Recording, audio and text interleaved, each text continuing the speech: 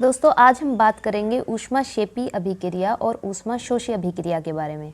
ऊष्माक्षेपी अभिक्रिया जिसे कहते हैं एक्सोथर्मिक रिएक्शन, ऐसी अभिक्रियाएं जिसमें उत्पाद के साथ साथ ऊष्मा भी उत्पन्न होती है, ऊष्माक्षेपी अभिक्रियाएं कहलाती है।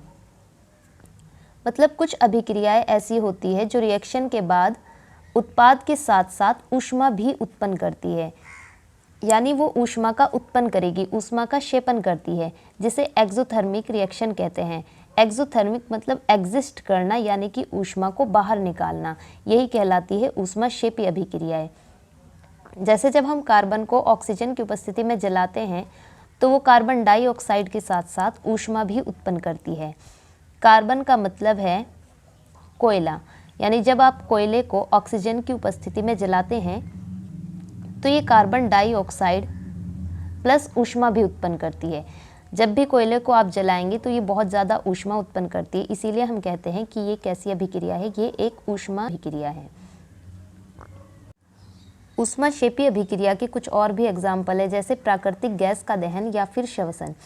अगर आपसे पूछा जाए कि प्राकृतिक गैस का दहन ये कैसी अभिक्रिया है, तो ये भी एक ऊष्माक्षेपी अभिक्रिया है।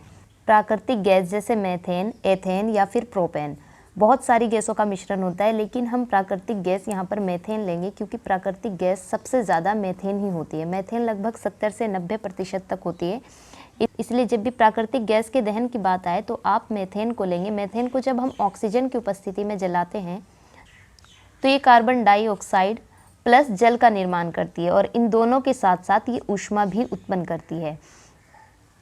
क्योंकि मेथेन गैस ऊष्मा उत्पन्न करती है, इसीलिए हम कहते हैं कि ये भी एक ऊष्माक्षेपी अभिक्रिया है। अब दोस्तों अगर आपसे पूछा जाए कि श्वसन कैसी अभिक्रिया है, तो श्वसन भी एक ऊष्माक्षेपी अभिक्रिया होती है। ये ऊष्माक्षेपी अभिक्रिया कैसे होती है? फ्रेंड्स, जब हम भोजन करते हैं तो भोजन में कार्बोहाइड्रेट्स होता है जो हमारी बॉडी में जाकर ग्लूकोज में कन्वर्ट हो जाता है। अब दोस्तों ये तो आप भी जानते हैं कि जब हम श्वसन करते हैं, मतलब जब हम सांस लेते हैं, तो हम ऑक्सीजन गैस को ग्रहण करते हैं।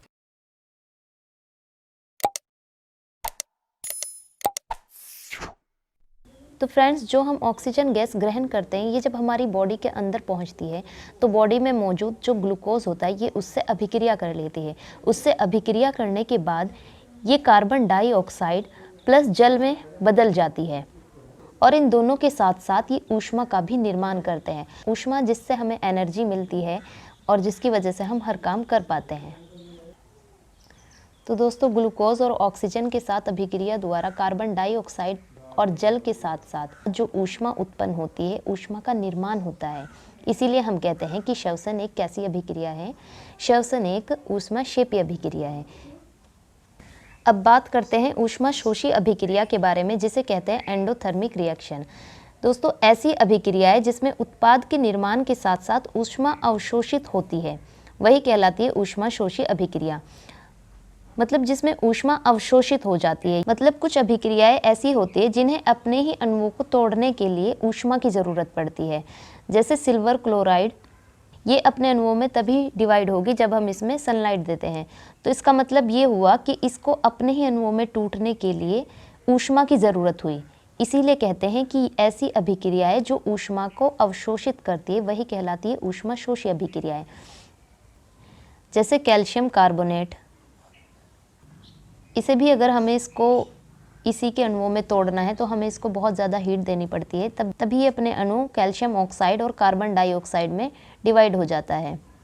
तो ऐसी अभिक्रियाएं जो उत्पादों के निर्माण के साथ साथ ऊष्मा को अवशोषित करती हो वही कहलाती है ऊष्माशोषी अभिक्रियाएं।